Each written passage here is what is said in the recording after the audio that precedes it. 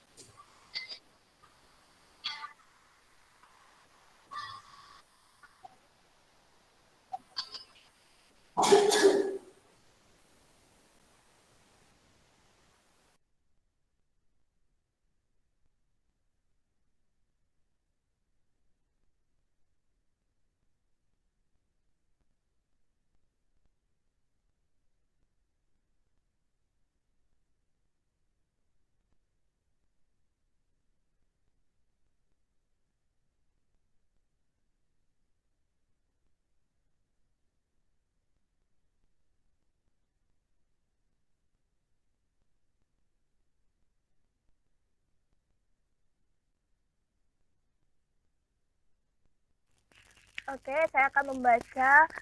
Saya pembaca pertama, yaitu tujuan dari sistem pendukung keputusan adalah sebagai berikut. Yang pertama yaitu membantu manajer dalam pengambilan keputusan atas masalah semi struktur. Yang kedua, memberikan dukungan atas pertimbangan manajer dan bukan dimaksudkan untuk menggantikan fungsi manajer. Yang ketiga yaitu meningkatkan efektivitas keputusan yang diambil manajer lebih daripada perbaikan efisiensinya. Yang keempat yaitu kecepatan komputasi atau komputer memungkinkan para pengambil keputusan untuk melakukan banyak komputasi secara cepat dengan biaya yang rendah. Yang kelima yaitu peningkatan produktivitas membangun suatu kelompok mengambil keputusan, terutama para pakar, bisa sangat mahal. Pendukung terkomputerisasi bisa mengurangi ukuran kelompok dan memungkinkan para anggotanya untuk berada di berbagai lokasi yang berbeda atau menghemat biaya perjalanan. Selain itu, produktivitas staf pendukung misalnya analisis, keuangan, dan hukum bisa ditingkatkan. Produktivitas juga bisa ditingkatkan menggunakan peralatan optimasi yang menentukan cara terbaik untuk menjalankan sebuah bisnis. Yang keenam yaitu dukungan kualitas. Komputer bisa meningkatkan kualitas keputusan yang dibuat. Sebagai contohnya yaitu semakin banyak data yang diakses, makin banyak juga alternatif yang bisa dievaluasi. Analisis resiko bisa dilakukan dengan cepat dan pandangan dari para pakar. Beberapa dari mereka berada di lokasi yang jauh, bisa dikumpulkan dengan cepat dan dengan biaya yang lebih rendah. Yang ketujuh yaitu berdaya asing. Manajemen dan pemberdayaan sumber daya perusahaan tertekan persaingan menyebabkan tugas pengambilan keputusan menjadi sulit. Persaingan didasarkan tidak hanya pada harga, tetapi juga pada kualitas, kecepatan, kostumasi produk, dan dukungan perlangganan. Yang ke-8 yaitu mengatasi keterbatasan kognitif dalam pemrosesan dan penyimpanan. Menurut Simon, tahun 1977, otak manusia memiliki kemampuan yang terbatas untuk memproses dan menyimpan informasi. Orang-orang kadang sulit mengingat dan menggunakan sebuah informasi dengan cara yang bebas dari kesalahan. Saya kembalikan kepada moderator.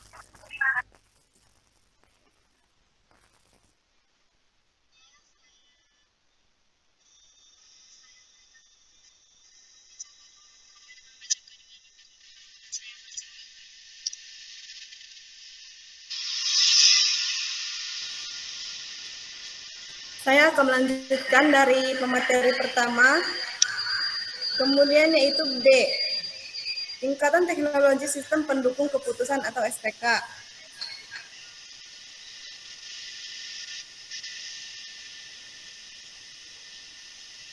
A. Specific Decision Support System.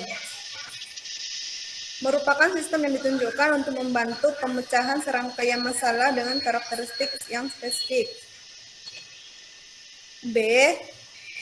Decision Support System Generator. Ini merupakan suatu paket yang menghubungkan perangkat keras atau hardware dengan perangkat lunak yang menyediakan kemampuan untuk membangun suatu SDSS secara cepat dan mudah. C. Decision Support System Tools. Menurut Suryadi dan Rahmadani, sistem ini merupakan yang paling dasar dalam merancang dan membangun SPK. Saya kembalikan kepada moderator.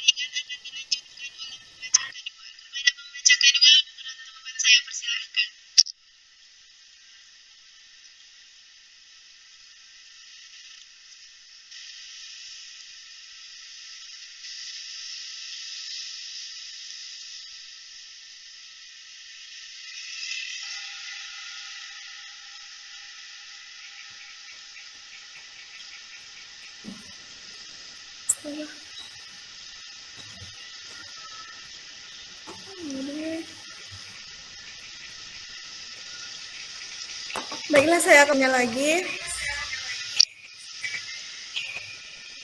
C.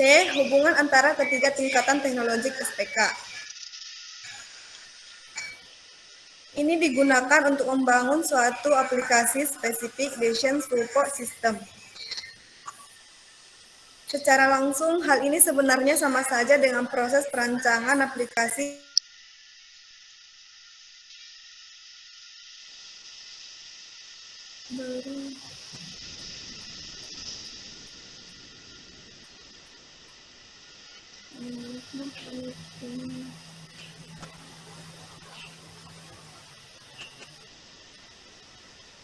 Saya kembalikan kepada moderator.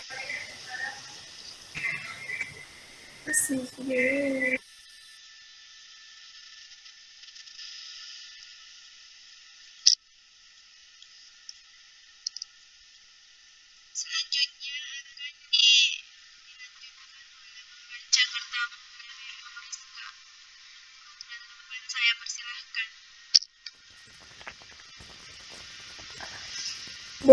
Pihak-pihak yang berperan dalam pengembangan SPK. Terdapat 5 pihak yang berperan dalam pengembangan ketiga tingkatan SPK. Bentar ya.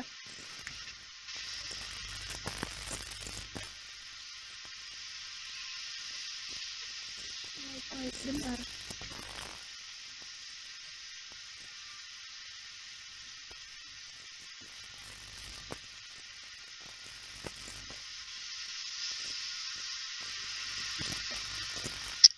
Sabar ya, tunggu.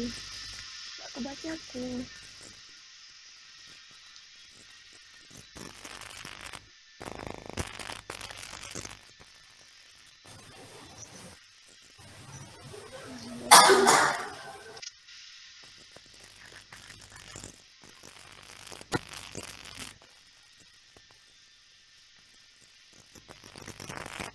Oke, saya lanjutkan yang bagian D.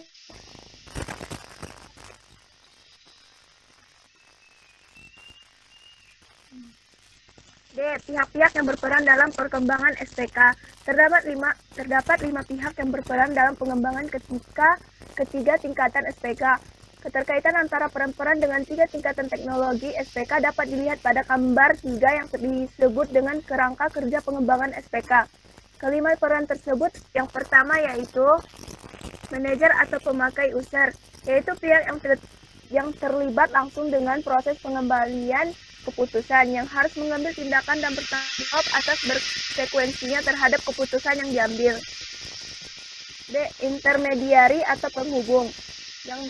Yang pihak yang membantu user seperti staf pimpinan yang bertugas sebagai pemberi saran atau informasi, menerjemahkan kebutuhan manajer pada perancang.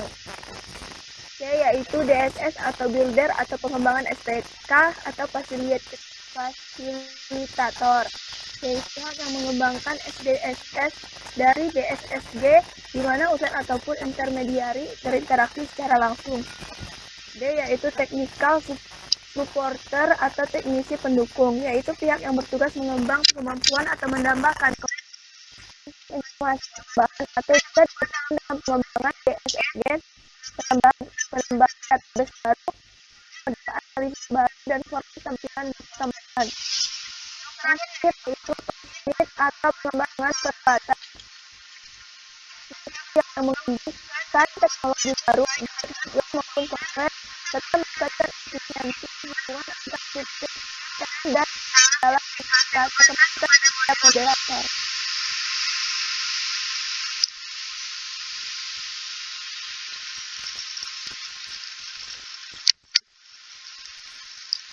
Baiklah, sekian hasil diskusi kami. Apabila ada dari teman-teman sekalian yang ingin bertanya, kami berikan 3 pertanyaan.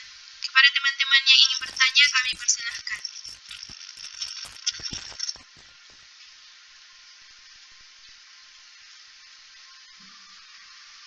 Baiklah, kepada teman-teman yang ingin bertanya, kami berikan 3 pertanyaan. Bagi yang ingin bertanya, kami persilahkan. Assalamualaikum warahmatullahi wabarakatuh. Waalaikumsalam warahmatullahi wabarakatuh. Baiklah, saya akan bertanya. Saya mau bertanya tentang toolsmith atau pengembangan peralatan. Coba sebutkan satu contoh toolsmith yang terbaru yang sekarang untuk menangani masalah yang semi terstruktur. Ya, terima kasih pertanyaannya kepada Bang Dede. Apabila ada teman-teman lain yang ingin bertanya, kami persilahkan.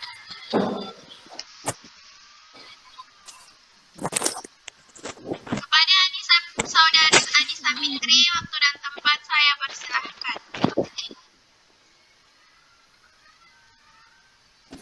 Assalamualaikum warahmatullahi wabarakatuh. Saya Anissa Fitri dari kelompok 1 yang bertanya kepada kelompok 3.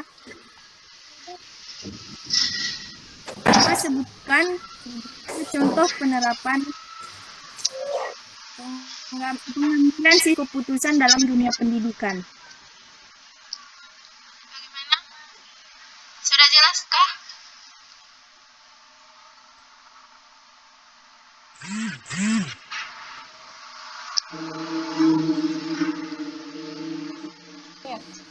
Ani, Putus-putus suara si Ani tadi. pertanyaan apa ya? Contoh penerapan pengambilan sistem keputusan? Dalam dunia pendidikan.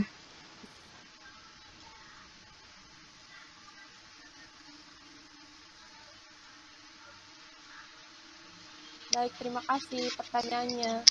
Terima kasih pertanyaannya. Apa ada teman-teman yang ingin bertanya lagi? Satu pertanyaan lagi.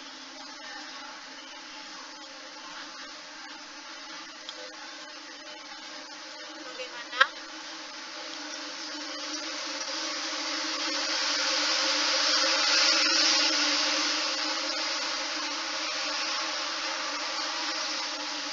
Kalau tidak ada lagi, kami mohon waktunya untuk menjawab pertanyaan dari teman-teman yang lain. Baiklah, kami akan menjawab pertanyaan dari Saudari Anissa Fitri yang akan dijawab oleh Mahdalena. Kepada Mahdalena, waktu dan tempat saya persilahkan. Baiklah, di sini saya akan menjawab pertanyaan Anissa Fitri dengan pertanyaan sebutkan contoh penerapan pengambilan sistem keputusan dalam dunia pendidikan. Nah, di sini saya contohkan yaitu kepala sekolah. Kepala sekolah sebagai tenaga fungsional proses belajar mengajar atau tempat di mana terjadi interaksi antara guru yang memberikan pelajaran dan murid yang menerima pelajaran. Menurut itu, kepala sekolah memiliki peran dan tugas sebagai berikut, seperti edukator, manajer, administrator, inovator, motivator, supervisor, dan leader. Dalam melaksanakan peran dan fungsinya sebagai manajer, kepala sekolah harus memiliki strategi yang tepat untuk memberdayakan tenaga kependidikan melalui kerjasama atau kooperatif, memberi kesempatan kepada para tenaga pendidikan untuk meningkatkan profesinya, dan mendorong keterlibatan seluruh tenaga pendidikan dalam berbagai kegiatan yang menunjang program sekolah. Manajer menurut Emmanuel Lang, manajer merupakan pejabat yang bertanggung jawab atas terselenggaranya aktivitas-aktivitas manajemen agar tujuan unik yang dipimpinnya tercapai dengan menggunakan bantuan orang lain. Sebagai kepala sekolah, selaku manajer harus mampu melaksanakan fungsi manajemennya. Setidaknya ada 3 tugas yang harus dilaksanakan kepala sekolah sebagai seorang manajer, yaitu kemampuan melaksanakan proses perencanaan, pengorganisasian, pengendalian. Keberhasilan suatu lembaga pendidikan sangat tergantung pada kepemimpinan kepala sekolah. Berkat kepemimpinan di lembaganya, maka dia harus mampu membawa lembaganya ke arah tercapainya tujuan yang telah ditetapkan. Dia harus mampu melihat adanya perubahan, serta mampu melihat masa depan dalam kehidupan globalisasi yang lebih baik. Cukup sekian jawaban dari saya. Apakah ada yang kurang menurut Anissa Fitri?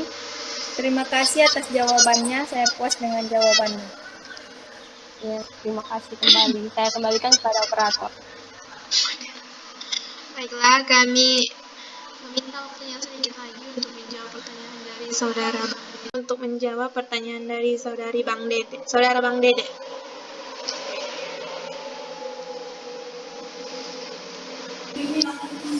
Baiklah, saya akan menjawab pertanyaan dari saudara Dede Adi Putra.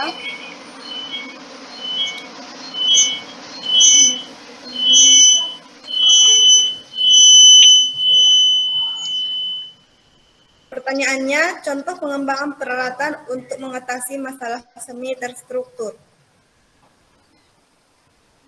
Jawabannya, tangga perusahaan yang dikembangkan menjadi lift berjalan. Dan contoh software yaitu Google Map mencari alamat. Dengan adanya Google Map, orang akan mudah mencari lokasi yang dituju. Saya kembalikan kepada moderator. Bagaimana dengan jawabannya, Bang Dede? Apa bisa diterima? Bagaimana tanggapannya, Bang? Halo?